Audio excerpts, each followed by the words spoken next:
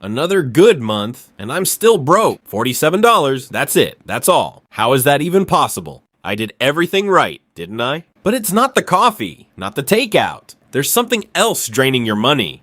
Something invisible, hiding in plain sight. A trap almost everyone falls into, and I fell for it too, hard. Stick around, this changes everything. Let me show you exactly how it started. It started normal, a regular paycheck job. Decent salary, nothing fancy, but stable. I even downloaded 3 budgeting apps, color-coded spreadsheets, categories for everything. I clipped coupons like my life depended on it. Every receipt got logged, every penny tracked. On paper, the math looked perfect. Income minus expenses equals savings, right? Simple, clean, should have worked every single time.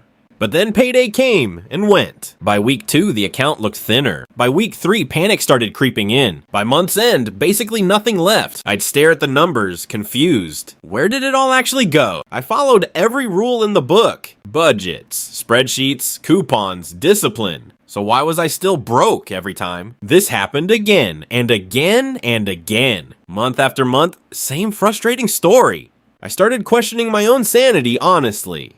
Was I just bad with money, or was something bigger going on here? I needed answers, real ones this time. So I did what anyone would do. I started hunting down the real culprit. First suspect, my daily coffee habit. Second suspect, all that takeout food. Third, every forgotten subscription silently draining me. So I declared war on every single one. First up, that daily coffee run. Gone. Walked right past the shop, chin up.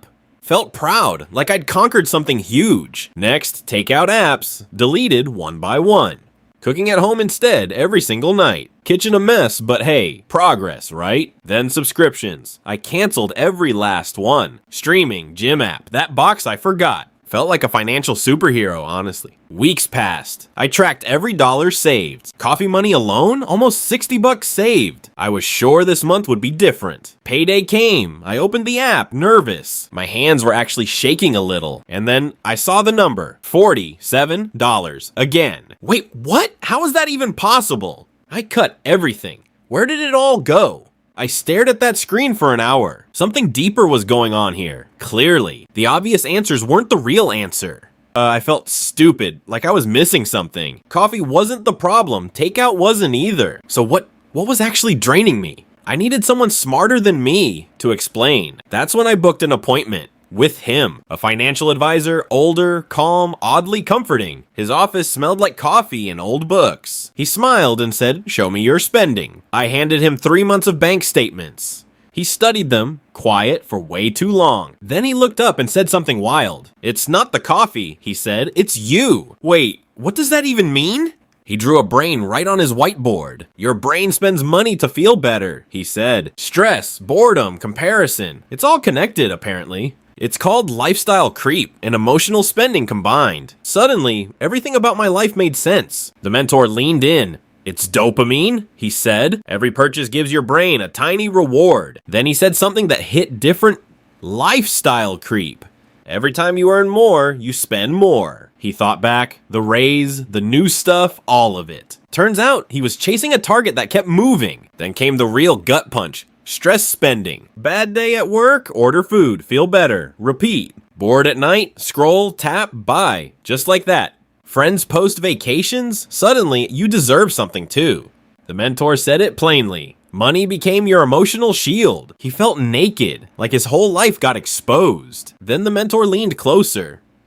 "You don't have a money problem. You have an emotion problem, wearing a price tag." That sentence just sat there, ringing in his head. The mentor slid a notebook across the desk. "Track your triggers." He nodded slowly, ready to actually face this thing. Walking home, the whole conversation just replayed over and over. Tonight, he decided it was time to write it all down. So there he sat, journal open, pen shaking a little. First entry? Stress. After work, bought food I didn't need. He grabbed the calendar, started highlighting the worst days. Just one day in, and a pattern was already showing. Then his phone buzzed. A friend's beach photo popped up. He felt it instantly, that little itch to just buy something. But this time, he wrote it down instead of clicking buy. Tiny win, but honestly, kind of unsettling to actually see. A week went by. He tracked every single emotional spend. The journal filled up like page after page of little confessions. And then the horror really set in, a full page of patterns. Almost every purchase had some kind of emotion behind it. Coffee, stress, new shoes. It all traced back. He sat back, hand over his mouth, completely shaken. He never realized how much emotion drove every single decision. Turns out he was buying feelings, not things at all. He flipped back through weeks of purchases, feeling sick about it. The money was never really about the money at all. It was about avoiding whatever he was actually feeling. The room went quiet, the weight of it all just settling, and that was the moment he couldn't look away anymore. Every stressful Tuesday matched a purchase. Every lonely Friday night, another checkout. Every scroll through vacation photos, another impulse buy. He wasn't broke because of coffee. He was broke because he was hurting. Spending was just the bandage for pain. That night, he barely slept at all, replaying every receipt like courtroom evidence. For the first time, he wondered something. Did he even know how to feel bored, or stressed, or sad? Without spending, he promised himself, tomorrow things change. But promises are easy in the dark. Then the week hit him hard. His boss dumped extra work, no warning. A friend canceled plans again, typical. That old itch came crawling back, whispering, "You deserve a treat, just one." He told himself, just this once. Once became twice. Twice became a cart, full of things he didn't need. The dopamine hit felt good for 11 minutes. Then the guilt rolled in like a tide. He sat there, bags piled around him, rain hammering hard against the window. What's even the point of trying? Old patterns die hard, and his fought back. He almost deleted the tracking app, thumb hovering right over that uninstall button.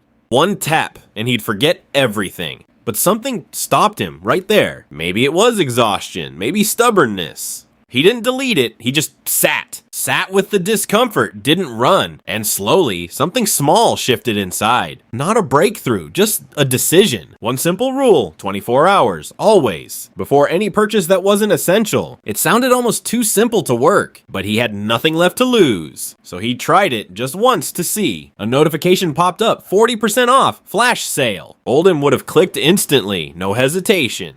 But this time, he waited 24 hours. Next day, he didn't even want it anymore. Wait, did that actually just work? One small win, but something inside him shifted. He started replacing urges with tiny alternatives. Stressed after work, just a walk around the block. Bored at night, a call to an old friend. Free things, simple things that actually filled him. Week 1 barely saved anything, but didn't spend either. Week 2, something strange happened. The urge got quieter. He started marking days on a calendar. Every check mark felt like beating his old self. The savings jar on his counter slowly filling. Not much, but more than zero for once. Friends still posted vacations. He still felt that pull. But now, he recognized it and let it pass. A month in, he checked his account without dread. 2 months in, the number actually surprised him. This wasn't willpower. This was a whole new system. 3 months later, he opened the app one morning and just stared. Was that number even real? Not $47, not even close. A real growing savings balance staring back at him. His hands actually started shaking, just a little. All those nights of shame, they led to this. He thought about that version on the floor, surrounded by bags, drowning in regret so far now. This wasn't luck. This wasn't some fluke month. Months of small, boring, invisible choices like stacking up into something that finally mattered. He stood up straight, shoulders back, genuinely proud. Sunlight poured through the window like it knew. The trap that fooled him for years, finally broken. Not by cutting coffee, not by pure discipline, by understanding why he spent in the first place. That was the real secret, the whole time. And now he wanted to share it with you.